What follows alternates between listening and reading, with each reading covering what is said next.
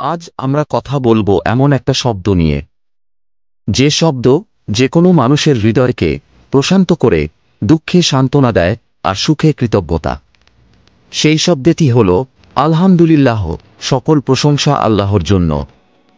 প্রশ্ন হল, আমরা কেন আল্লাহর প্রশংসা করব?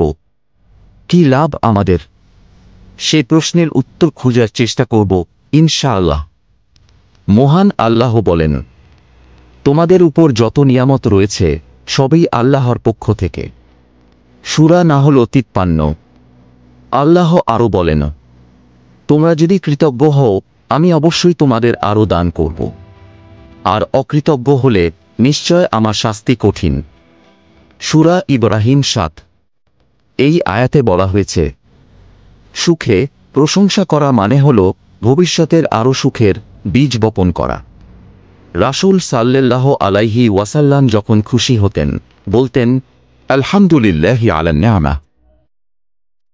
মুসলিম 2738। নবীজি সুখে থাকলে প্রথমেই আল্লাহকে স্মরণ করতেন। তাঁর সুন্নাত আমাদের জন্য আদর্শ।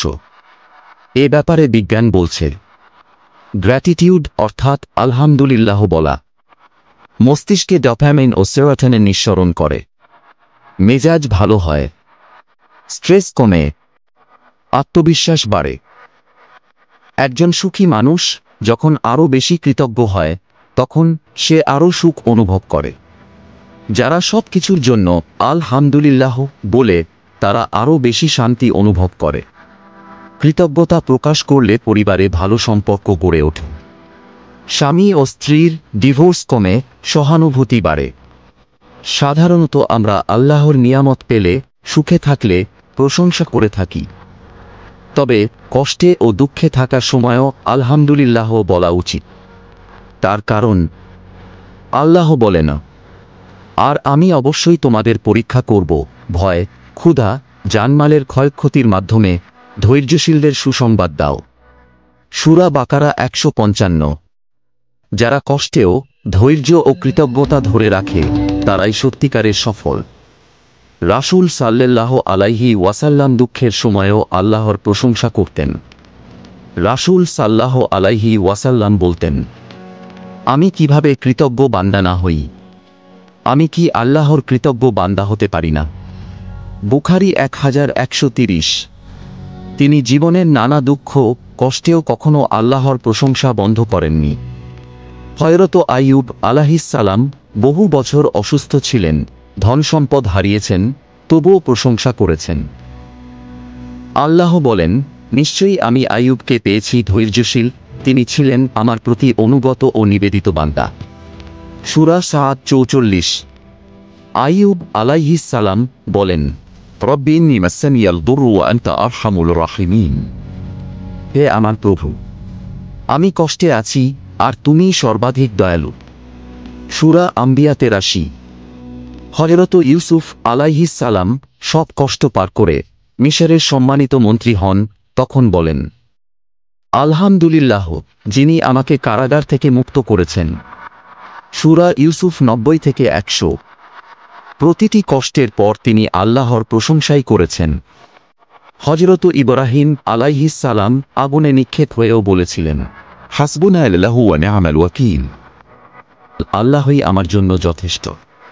সূরা আল ইমরান 173।